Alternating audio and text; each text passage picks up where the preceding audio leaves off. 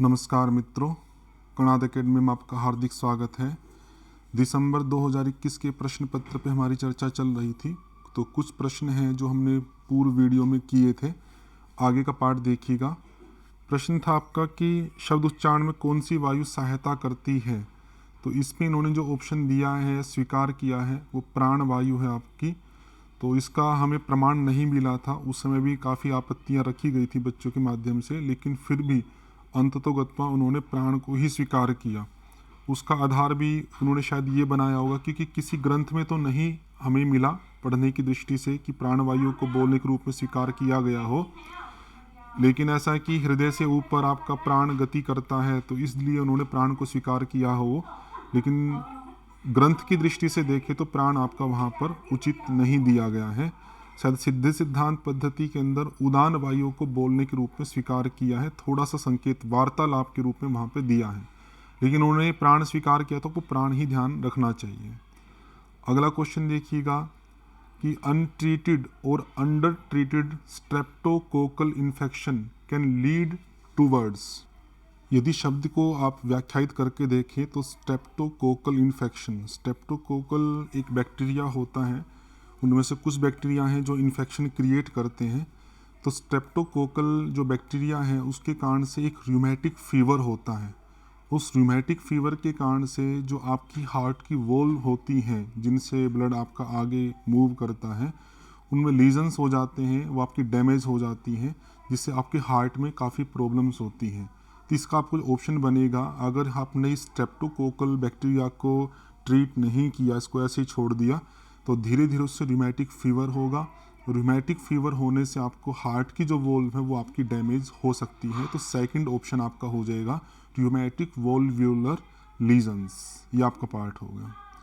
अगला क्वेश्चन देखिएगा, जो बॉडी मास इंडेक्स है आपका BMI, उसको एसेस करने के लिए, उसका मूल्यांकन करने के लिए कौन सा स्केल आपका यूज़ किया जाता है।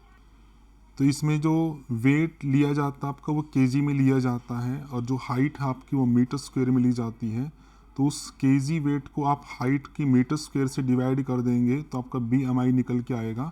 और BMI का जो यूज़ किया जाता है वो ओबेसिटी को मापने के लिए किया जाता है। कहा जाता है कि 30 BMI या उससे कम है, 30 से कम है आपका BMI तो वो ओबेसिटी में नहीं आता।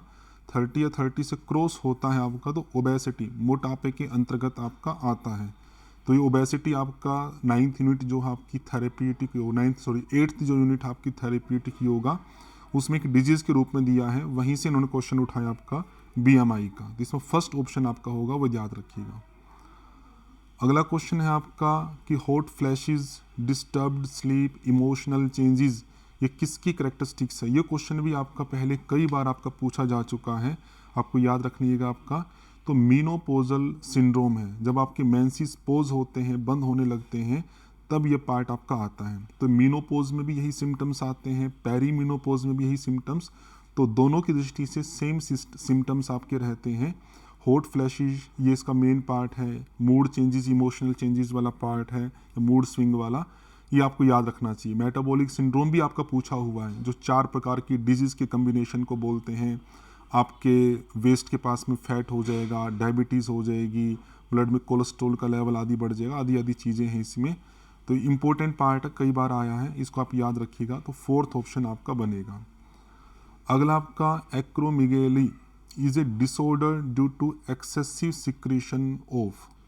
तो एक्रोमेगाली को पहले हम समझें। एक्रोमेगाली क्या होता है, इसमें आपके शरीर की जो हड्डियां हैं वो बहुत बढ़ जाती हैं, एबनॉर्मली, असामान्य रूप से बढ़ जाती हैं।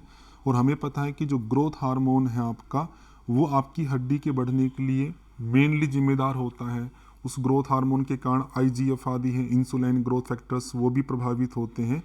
तो इसमें हड्डी का साइज़ बढ़ता है, तो हड्डी का साइज़ बढ़ रहा है तो इससे पता लगता है कि ये किसका एक्सेसिव सिक्रीशन होगा इसके अंदर, ग्रोथ हार्मोन का। तो सेकंड ऑप्शन आपका इसमें हो जाएगा। अगला देखिएगा आपका कि अधिगमकर्ताओं के छोटे समूह में योगाभ्यास की सर्वाधिक उपयुक्त शिक्षण विधि कौन सी है। तो ये जो प्रश्न आपका आया है ये 9th यूनिट से है, योगाभ्यासों की अध्यापन विधियाँ, उस पुस्तक के आधार पर पूछा गया है। उसमें 7 आपकी शिक्षण विधियां हैं, अलग अलग है। उसमें डायरेक्ट प्रैक्टिस मेथड है, ग्रुप डिस्कशन है, डेमोन्स्ट्रेशन है। तो ये जो पूछा गया है कि सर्वाधिक उपयुक्त शिक्षण विधि छोटे समूह के लिए, तो वो है आपकी response to instruction method. Response to instruction में क्या होता है कि जो इंस्ट्रक्टर होता है, टीचर होता है, वो इंस्ट्रक्शन देता है, उस अलग अलग प्रिसाइज इंस्ट्रक्शंस के आधार पर जो लर्नर होते हैं, अधिगमकर्ता होते हैं, वो रेस्पॉन्स करते हैं। तो चूंकि शॉर्ट स्टेप पे इंस्ट्रक्शन आ रहे हैं, उनके आधार पर ही रेस्पॉन्स किया जा रहा है, तो शिक्षण की दृष्टि से या लर्निंग की दृष्टि से आपके ये अच्छा मेथड माना जाता है छोटे समूह के लिए। अगर समूह बड़ा होगा तो सबको इंस्ट्रक्शन के आधार पर रेस्पॉन्स कराने वाला जो पार्ट है, उन पर फोकस करने वाला पार्ट है, उतना इफेक्टिवली नहीं हो पाता है। इसमें फोर्थ ऑप्शन अनुदेश अनुक्रिया विधि आपका हो जाएगा।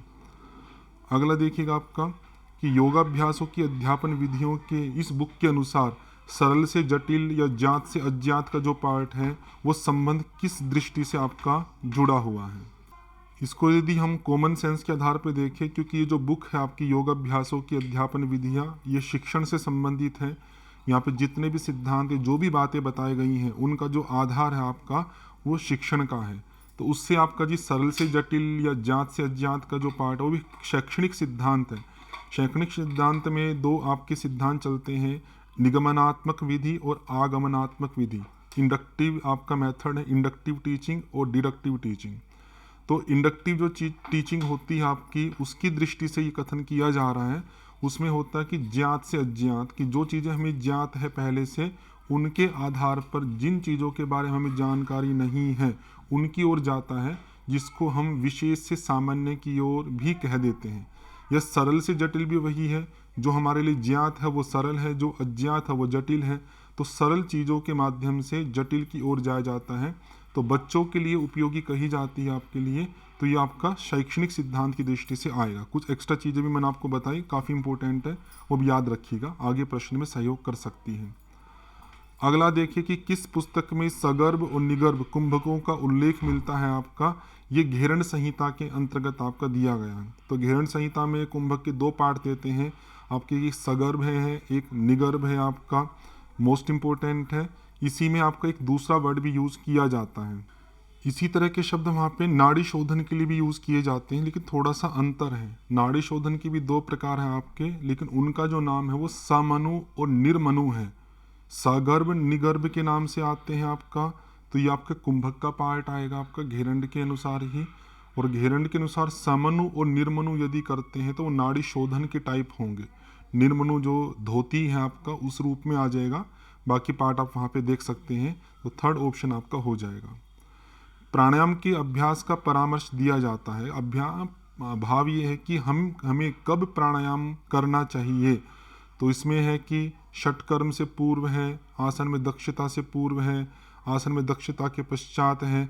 आप देखेंगे क्रम अष्टांग योग का यम नियम आसन प्राणायाम प्रत्याहार, तो जो प्राणायाम का क्रम आता है वो आसन के पास पश्चात आता है।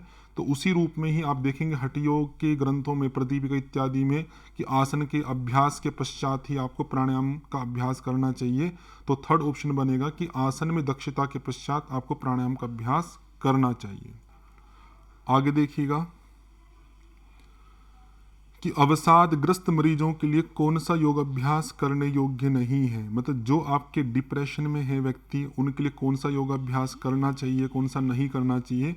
इस तरह के क्वेश्चन भी पहले कई बार आपके आए हुए हैं। मैं फिर संकेत कर रहा हूँ, ध्यान दीजिएगा। दो बीमारियों का बार बार पूछते हैं आपका, एक स्ट्रेस का पूछते हैं, एक डिप्रेशन का। स्ट्रेस में क्या होता है कि बहुत ज़्यादा आपके विचार चलते हैं माइंड में, मन अशांत होता है, वो स्ट्रेस की स्थिति है। और डिप्रेशन का पार्ट होता है एक शरीर के अंदर एनर्जी का लेवल कम होना और कुछ भी करने की इच्छा नहीं होती। मन के स्तर पर भी वो आपका निष्क्रिय है और शरीर की दृष्टि से भी निष्क्रिय होता है।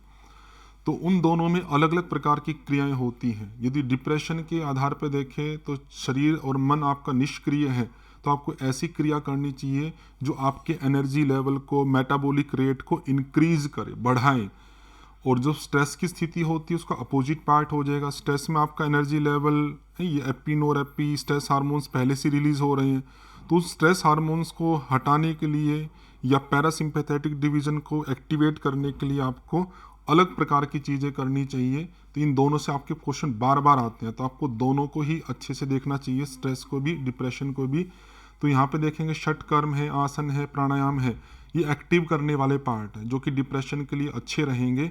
ध्यान जो है आपका ये मेटाबॉलिक रेट को कम करता है जो कि आपके डिप्रेशन के लिए हानिकारक हो सकता है, इसलिए इसका निषेध किया जाता है। तो ध्यान हो गया, शवासन हो गया, ये सब आपके रिलैक्स करने वाले जो पार्ट है जो मेटाबॉलिक रेट को कम करते हैं वो सब आपके अवसाद में निषिद्ध होते हैं। अगला क्वेश्चन देखिएगा, घेरण संहिता में जो अष्टकुंभक का जो उल्लेख है वो किस श्लोक में है। बहुत अलग प्रकार का क्वेश्चन है और इसमें आप देखेंगे कि उन्होंने जो आपका आंसर स्वीकार किया है वो 2 आंसर आपके इसमें स्वीकार किए हैं। उसमें 2 पार्ट आपके इन्होंने थर्ड भी लिया है, इन्होंने 45वां श्लोक और 46वां। एक अलग प्रकार का क्वेश्चन है, इस तरह के क्वेश्चन आप छोड़ ही सकते हैं क्योंकि श्लोक की संख्या याद करना बिल्कुल भी संभव नहीं है, बिल्कुल भी प्रैक्टिकल नहीं है। तो कोई एक आधा प्रश्न आता है तो उनको आप इग्नोर कर सकते हैं। इसमें बाकी जो आंसर इन्होंने स्वीकार किया है फाइनली वो 45 और 46 किया है। अगला प्रश्न देखिएगा, the ability of nerve fibre to transmit the impulse from the area of stimulation to other area is. हम देखते हैं कि 2 प्रकार के आपके वे होते हैं टिश्यूज़। वैसे तो 4 टाइप के टिश्यू होते हैं, एपिथेलियल टिश्यू है, कनेक्टिव है, नर्वस है, मसल टिश्यू है, मस्कुलर वाले। लेकिन में से 2 टिश्यू होते हैं जिनके अंदर एक एबिलिटी होती है कि वो नर्व इम्पल्सिस को या आपके जो इलेक्ट्रिक इम्पल्सिस हैं उन इम्पल्सिस को आगे वो प्रोपोगेट कर सकते हैं, प्रभावित होते हैं। तो इसमें ये पूछा था कि नर्व फाइबर जो है आपके एबिलिटी उनको ट्रांसमिट करने की, इम्पल्स को आगे भेजने की जो योग्यता है उस योग्यता को क्या कहा जाता है। वो आपकी एक्साइटेबिलिटी, कि इलेक्ट्रिक इम्पल्सिस के आधार पर उत्तेजित करने की जो योग्यता है, उत्तेजित होने की जो योग्यता है वो आपका एक्साइटेबिलिटी कहलाता है। अच्छा, इन्होंने इसमें जो पूछा था वो ट्रांसमिट करने का पार्ट था कि एक्साइटेड होके वे जो आपकी इलेक्ट्रिक सिग्नल है उनको आगे ट्रांसमिट करना है। तो भेजने की दृष्टि से तो इसमें आपका कंडक्शन होगा जिसको कंडक्टिविटी कहा गया है, क्योंकि अगर ये हो कि इलेक्ट्रिकल रूप से प्रेरित होने की या एक्साइटेड होने की जो क्षमता है वो एक्साइटेबिलिटी है।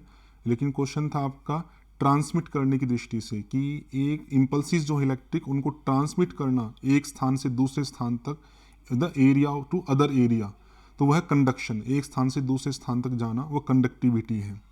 और भी देखो तो इलास्टिसिटी का अभिप्राय होता है कि कोई चीज़ हमने बढ़ाई और बढ़ने के बाद दोबारा उसका उसी अपनी ही पोजीशन में आ जाना। जैसे रबर में हम देखते हैं, रबर को हमने खींचा, खींचने के बाद वो वापस दोबारा से अपनी पुनः पहले वाली शेप में आ जाती है, उसको इलास्टिसिटी कहा जाता है। और कॉन्ट्रैक्टिबिलिटी होता है संकुचन करने की योग्यता। जैसे मसल्स के अंदर आपका होता है, तो मसल्स में आप जैसे मोड़ते हो, रिलैक्सेशन और कॉन्ट्रैक्शन, तो मुड़ भी जाती है, रिलैक्स भी हो जाती है। तो ये मुड़ने की, कॉन्ट्रैक्ट की, मसल्स का जो संकुचन करने का जो एक योग्यता वाला पार्ट है उसको कॉन्ट्रैक्टिबिलिटी कहा जाता है। ये सब अलग अलग वर्ड हैं, पूछे जाते हैं, ध्यान रखिएगा। अगला आपका योग कुंडलिनी उपनिषद के अनुसार सहित कुंभक है। तो सहित कुंभक 4 पार्ट के वहाँ पे दिए गए हैं, सूर्य भेदी, उज्जयी, शीतली और भस्त्रिका। इनका सीक्वेंस भी आप याद कर सकते हैं, इंपॉर्टेंट पार्ट है। ये 4 आपका सेकंड ऑप्शन हो जाएगा। अगला है कि difficulty in swallowing food is term as, कि जो भोजन को निगलने करने में जो दिक्कत होती है उसको क्या कहा जाता है। तो डिस्फेजिया, काफ़ी इंपॉर्टेंट है, याद रखिएगा। तो डिस मतलब हो गया कि डिसफंक्शन, ठीक से काम न करना। फेजिया मतलब होता है आपका निगलने के रूप में, स्वेलोइंग के रूप में बोलते हैं। तो स्वेलोइंग की दिक्कत होने को हम क्या बोलते हैं, डिस्फेजिया। ये आप याद रखिएगा।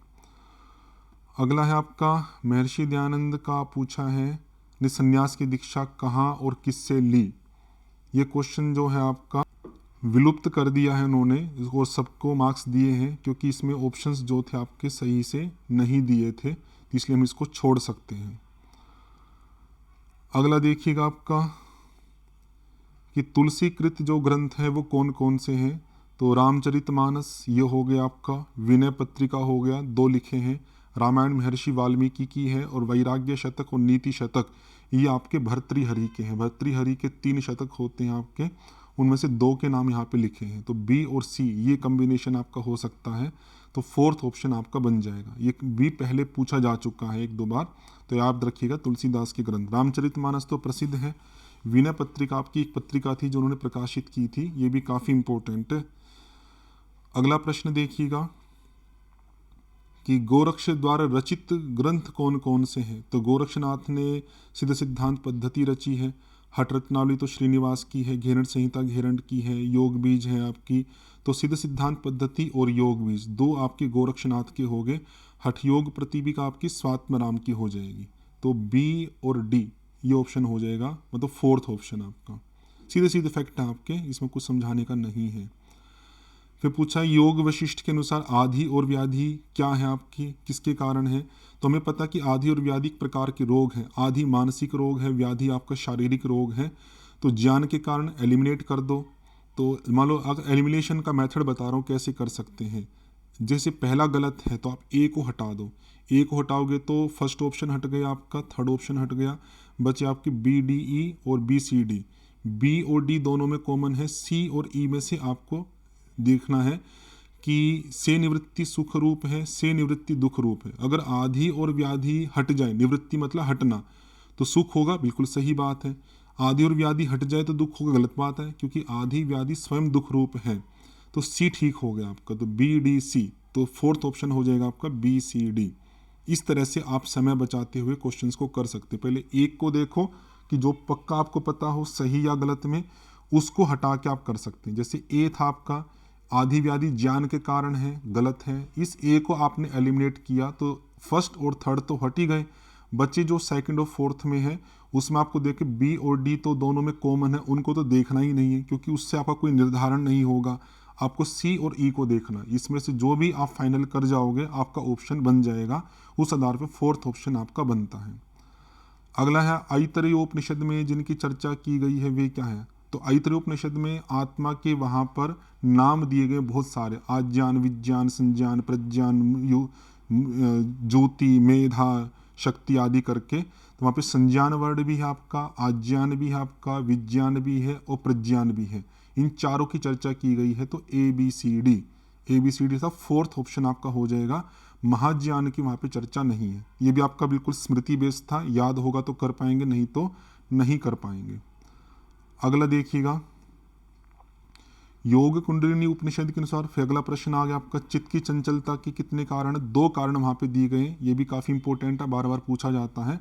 वासना और समीरण, समीरण जिसको प्राण या वायु कहा जाता है, तो बी ठीक हो गया। चंचलता के तीन कारण नहीं है तो ए को तो हटा दो। फिर प्राण पे विजय करने के तीन साधन वहाँ पे दिए गए हैं, मिताहार, आसन और शक्ति चालनी, ये भी इंपॉर्टेंट है।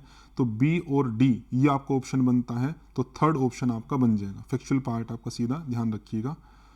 अगला है योग तत्वोपनिषद के अनुसार योग सिद्धि के प्रारंभिक लक्षण कहे गए हैं। तो वहाँ पे योग तत्वोपनिषद में योग सिद्धि के कई सारे लक्षण दिए गए हैं, तो वो लक्षण आपको याद होने चाहिए। और यदि हम कॉमन सेंस के आधार पर भी देखें, जिन्होंने थोड़ा बहुत भी पढ़ा हुआ है, तो आप बिल्कुल आराम से कर सकते हो। तो योग सिद्धि के जब लक्षण आते हैं, तो मतलब जिसका योग सिद्ध हो गया उसके शरीर में क्या क्या सिम्टम्स दिखाई देंगे, ये भाव है, और अनेक स्थानों पे आते हैं। तो शरीर लघु होगा, लघुता, शरीर में हल्कापन आ जाएगा, ये बिल्कुल बहुत स्थानों पे आता है, आप इसको कर सकते हो। अकृशता, ये उल्टा दिया, कृशता तो आती है लक्षणों के अंदर कि शरीर जो होता है आपका वो पतला हो जाता है, लेकिन अकृशता इन्होंने कन्फ्यूजन करने के लिए दे दिया, ये नहीं हो सकता। योग सिद्धि होने से शरीर स्थूल हो जाता है, भी गड़बड़ दिया आपका, स्थूल नहीं होता, पतला होता आपका। फिर आपका दो दिए जठराग्नि का बढ़ना और जठराग्नि का मंद होना। तो जठराग्नि का मंद होना ये तो नेगेटिव पार्ट आपका, योग सिद्ध होने से जठराग्नि बढ़ती है, अग्नि प्रदीप्त होती है। तो इस कॉमन सेंस के आधार पे आप बता सकते हैं शरीर में लघुता और जठराग्नि का बढ़ना, ये दो लक्षण आपके वहाँ पर कहे गए हैं। तो ए और डी थर्ड ऑप्शन आपका हो जाएगा। आगे देखो नाद बिंदु उपनिषद के अनुसार अलग अलग मात्राओं के नाम दिए गए हैं, ये अभी भी हमने पढ़ा था। 12वीं मात्रा जो पूछी गई थी ब्राह्मी, यहाँ पर भी फिर दोबारा दिया गया, 12वीं मात्रा को ब्राह्मी कहा गया है। इसी के आधार पर आप देखिए ई होना चाहिए आपका, तो ई होना चाहिए, तो मतलब दो में दिया गया आपका, सेकंड और थर्ड में, तो फर्स्ट और फोर्थ आपका एलिमिनेट हो गया। उसके बाद बच्चे हैं डी सी ई ए सी ई, सी ई तो दोनों में कॉमन है, ए और डी पे आपको फोकस करना है।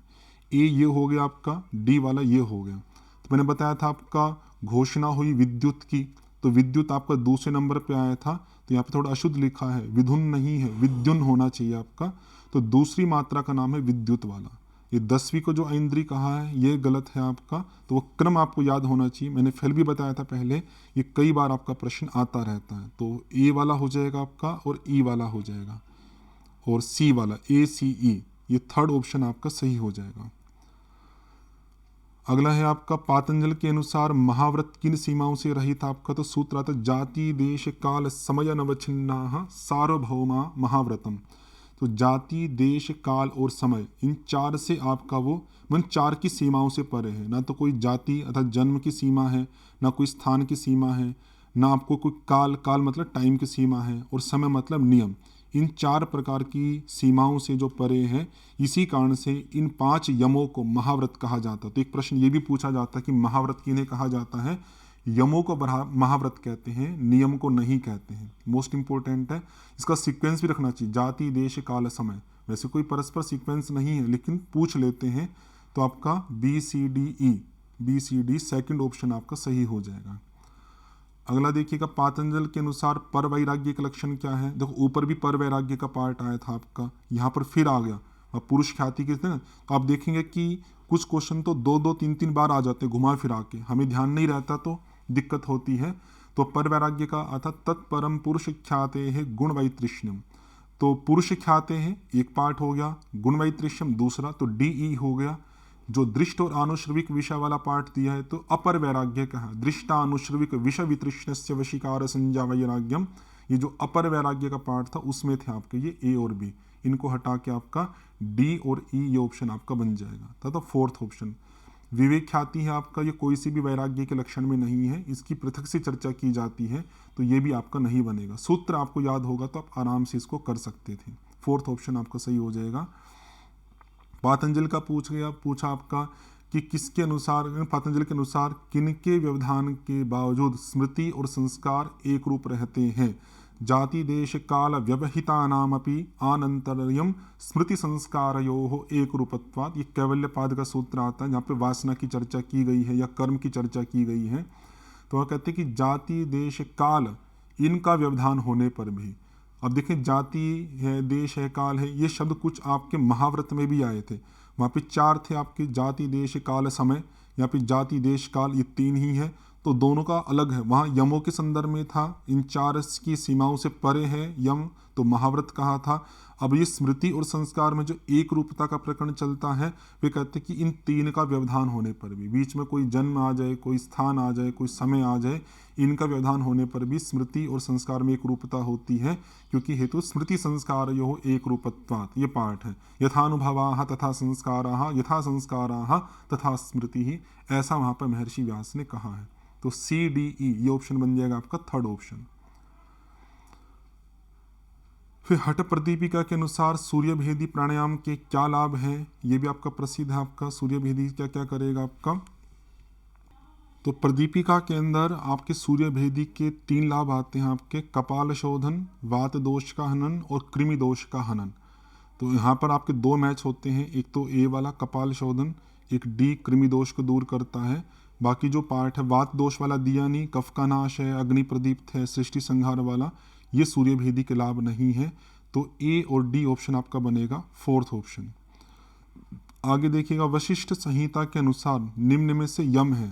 अभी एक प्रश्न ऊपर भी आया था आपका, वशिष्ठ संहिता के अनुसार कितने यम है? 10 यम था। अब उनके अंदर पूछ लिया कि कौन सा यम है और कौन सा नहीं है, ये भी आपको ध्यान रखना चाहिए। ये भी फैक्चुअल पार्ट आपको याद होना चाहिए कि वहाँ पे 10 यमों के अंतर्गत आपका धृति और दया आता है। जैसे आप देखना चाहते हैं, वहाँ पे धृति आ गया, आपका दया आ गया। बाकी जो पार्ट हैं तो अहिंसा, सत्यस्ते, ब्रह्मचर्य, ये 4 तो प्रसिद्ध हैं ही, धृति दया हो गया। बचे आपके क्षमा, आर्जव मतलब सरलता, मिताहार और शौच, ये आपके अलग अलग जो बचे हुए हैं। नियम के अंतर्गत तप, संतोष इत्यादि करके ये आ जाते हैं। तो आपको याद रखना चाहिए कि B और C ये आपका ऑप्शन बनेगा, अर्थात फर्स्ट ऑप्शन आपका बन जाएगा। अगला प्रश्न देखिएगा, शिव संहिता में बताए गए आसन हैं, ये भी बहुत बार आपकी परीक्षा में आया हुआ, प्राचीन भी अगर आप पेपर देखोगे पुराने वाले, शिव संहिता में कितने आसन हैं, कौन सा है, कौन सा नहीं है, ये बार बार आपका पूछा जाता है। तो शिव संहिता में आपके 4 आसन आते हैं, इनको आप देख लीजिए। सिद्धासन, पद्मासन, उग्रासन, जिसको पश्चिमोत्तानासन भी कहा गया है, और आपका स्वस्तिकासन। इस आधार पे देखें तो आपका जो ऑप्शन बनेगा स्वस्तिकासन हो जाएगा और पश्चिमोत्तानासन हो जाएगा। बाकी आसनों का उल्लेख वहाँ पे नहीं किया है, तो ए और सी अर्थात थर्ड ऑप्शन आपका सही हो जाएगा। आगे देखिएगा कि कुपोषण के लक्षण क्या है। कुपोषण कु आपका एक उपसर्ग है जिसका अर्थ होता है कि सही ना होना, खराब होना। तो खराब पोषण से अभिप्राय क्या क्या होता है आपका, तो उचित पोषण तो नहीं हो सकता, तो उचित पोषण तो कुपोषण का बिल्कुल विपरीत है। तो बी को एलिमिनेट करें, तो बी एलिमिनेट करेंगे तो देखो सारे हो गए, 1 हो गया, 2 हो गया, 4th हो गया, बचे आपका केवल थर्ड ऑप्शन, एक सी ठीक हो गया, ए सी ई। तो अति पोषण, अधिक पोषण को भी कुपोषण बोलते हैं, मतलब पोषण का पूरा कम होना वो भी गलत है, बहुत अधिक पोषक पदार्थों का लेना वो भी गलत है। तो ए हो गया अति पोषण, सी हो गया अल्प पोषण, और ई हो गया असंतुलित। तीनों ही आपके नेगेटिव भाव को कहते हैं। तो आपका ये ऑप्शन बन जाएगा थर्ड ऑप्शन, बिल्कुल कॉमन सेंस पे किया जा सकता था। एक्सियल स्केलेटन में कौन कौन सी बोन्स होती हैं। एक्सियल स्केलेटन हो गया आपका बीच वाला, स्कल का पार्ट आ गया, और नीचे का आपका स्पाइन का और रिब्स का पार्ट आ गया।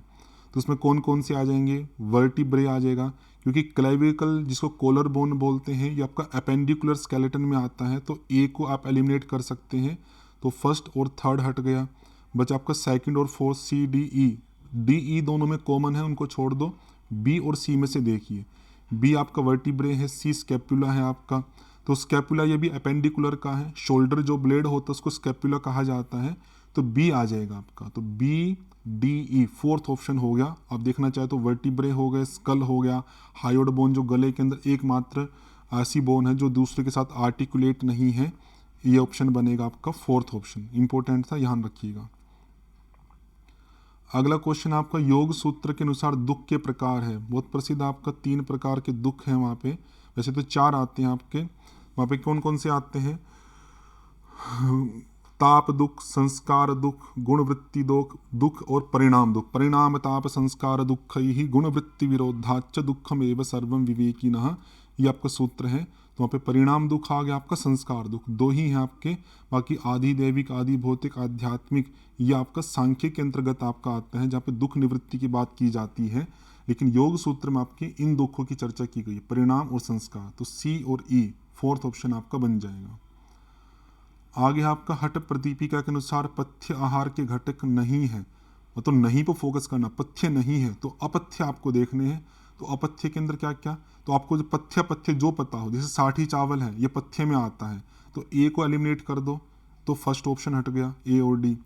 अब देखो आपका मिश्री है, ये भी मधु भी, ये भी पथ्य में आता है आपका, तो सी और डी को भी हटा दो। इसको हटाएंगे तो क्या बचेगा आपका, दही बच गया और तिल बच गया आपका। तो उस आधार पे आपका ऑप्शन हो जाएगा बी और ई वाला, बी ई मतलब सेकंड ऑप्शन। तो एलिमिनेशन या सीधा डायरेक्ट पता हो तो डायरेक्ट भी आप कर सकते हैं। अगला प्रश्न देखिएगा आपका कि भगवत गीता के अनुसार सात्विक आहार के गुण क्या हैं। तो आहार वाला पार्ट आप देखेंगे कि घेरंड संहिता, हठ प्रदीपिका, भगवत गीता, ये इन 3 ग्रंथों से बार बार आपके आहार के क्वेश्चन आते हैं। तो मोस्ट इंपॉर्टेंट पार्ट है, इन तीनों को आपको फोकस करना चाहिए।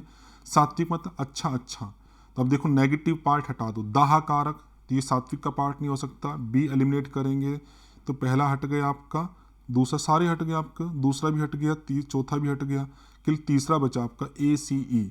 अब देख लीजिए, बुद्धि प्रदान करने वाला अच्छी बात है, सुख बढ़ाने वाला अच्छी बात है, प्रीति बढ़ाने वाला अच्छी बात है, बिल्कुल सीधा कॉमन सेंस से हो गया आपका ए सी ऑप्शन, थर्ड ऑप्शन आपका सही हो जाएगा। फिर कहा कि भगवत गीता में दुख नाश के लिए जीवन शैली के अंग रूप में क्या वर्णन किया, युक्ताहार विहारस्य, युक्त चेष्टस्य कर्मसु, युक्त स्वप्नावबोधस्य योगो भवति दुःखः। तो ये वाला श्लोक भी बहुत बार आपसे पूछा जा सकता है। तो इसमें आहार विहार युक्त होना चाहिए, तो युक्त आहार हो गया, युक्त विहार, तो बी और ई ऑप्शन हो गया, बाकी की चर्चा वहाँ पर नहीं है, तो फोर्थ ऑप्शन आपका हो जाएगा। आगे देखिए, पाठ योजना का उद्देश्य, वहाँ भी जो 9th यूनिट है योगाभ्यासों के अध्यापन विधियाँ, उस पुस्तक से है लेसन प्लानिंग का पार्ट। उनका उद्देश्य क्या है आपका, उसके आधार पे बताना, उस पुस्तक में जो दिए गए हैं अन्य का आधार नहीं लेना है। तो तो इसमें यदि हम देखें तो क्या क्या पार्ट हो सकता है पाठ योजना की दृष्टि से, उसमें जो वैसा पार्ट एलिमिनेट कर सकते हैं, जैसे क्या क्या एलिमिनेट कर सकते हो कि आधुनिक शिक्षण पद्धति के महत्व को दर्शाना। तो महत्व को दर्शाना कोई लेसन प्लानिंग का पार्ट नहीं होता है, तो उसको आप हटा सकते हैं इस पार्ट को। तो सी अगर आप हटाते हैं तो पहला ऑप्शन आपका हट गया। और देखिए शिक्षण सामग्रियों में अधिक रुचि दर्शाना, तो अधिक रुचि इस तरह के जो वर्ड है ना ये उतने अच्छे नहीं होते हैं। रुचि वाला पार्ट कहीं कहीं पे मैच हो सकता है, यदि कोई और बेटर ऑप्शन ना मिल रहा हो तो इसको भी हम हटा सकते हैं डी वाले पार्ट को। तो ये भी हट गया, ये भी हट गया।